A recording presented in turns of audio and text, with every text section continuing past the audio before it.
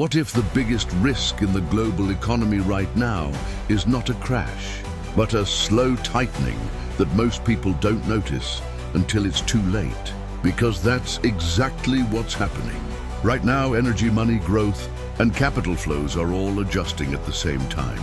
Not dramatically, not loudly, but together. And that's when systems really change. Welcome back to Money Signal. If you want to understand how the world is actually moving beneath the headlines, like the video, subscribe, and stay with us, because today's signals matter more than today's prices. Let's start with energy, because energy always moves first. Over the last few days, Reuters, cited by Bloomberg, reported that the United States is considering easing additional sanctions on Venezuelan oil, possibly as soon as next week. This information came out on January 10th, 2026. At first glance, this sounds political, but it's not. This is a supply problem. Global oil markets remain tight. OPEC has limited spare capacity.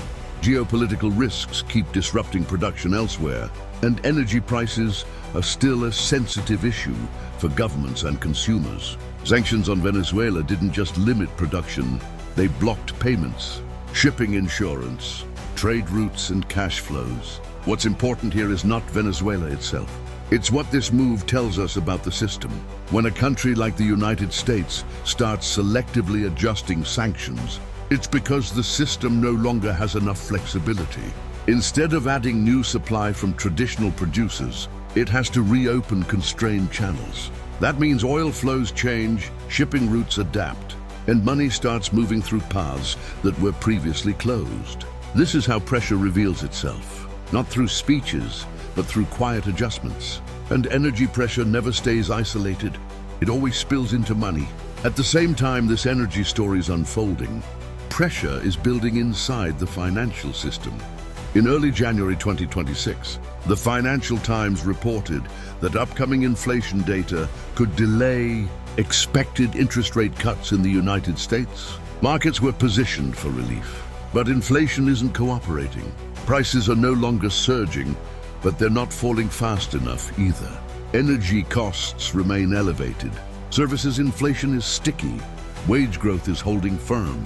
And structural changes like AI adoption don't immediately reduce consumer prices. Central banks are now stuck. If they cut rates too early, they risk losing credibility. If they hold rates too long, growth slows further. So for now, money stays expensive. And expensive money changes behavior everywhere. Businesses delay investment. Consumers rely more on credit. Governments feel pressure from higher debt servicing costs. This isn't a US problem, it's a global constraint, because the dollar sits at the center of the financial system. When rates stay high longer, the entire system tightens. And that tightening is already showing up in growth. On January 8, 2026, Reuters reported that the United Nations expects global economic growth to slow to just 2.7% this year. That number matters. It's not a recession. It's something more uncomfortable. It's synchronized slowdown. Europe is struggling with weak demand. China is adjusting after years of debt-fueled growth. Emerging markets face tighter financial conditions.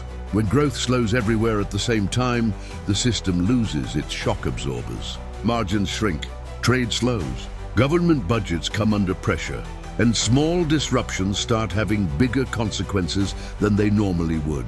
This is where systems become fragile, not when everything collapses, but when everything barely works. And money, as always, senses this before headlines do. On January 9th, 2026, Reuters reported that global equity funds are seeing outflows, while bonds, money market funds, and cash-like instruments are attracting strong inflows. This isn't panic selling, it's repositioning. Capital is quietly moving towards safety. This matters because capital flows don't lie. When investors reduce exposure to risk assets and increase holdings in defensive instruments, they are preparing for tighter conditions ahead. Valuations adjust later, volatility comes later, stress shows up later, but the signal comes first. Now, when you connect all of this, a clear picture starts to form. Energy supply is being politically adjusted because the system cannot tolerate shortages. Monetary policy is constrained because inflation refuses to fully disappear. Global growth is slowing, reducing resilience across regions. Capital is becoming defensive, anticipating tighter conditions ahead. None of these signals alone mean crisis, but together they tell us something important. The global system is tightening, not breaking, tightening. And historically, periods like this are when money reallocates. Supply chains shift, trade routes adjust, and power gradually moves from one part of the system to another. These are the moments when the next cycle is quietly being built. That's why we watch signals, not headlines. If this helped you understand how the world is really moving beneath the surface, hit like, subscribe, and let us know in the comments which signal you want us to track next. Because the biggest changes don't start with noise. They start with pressure. See you in the next money signal.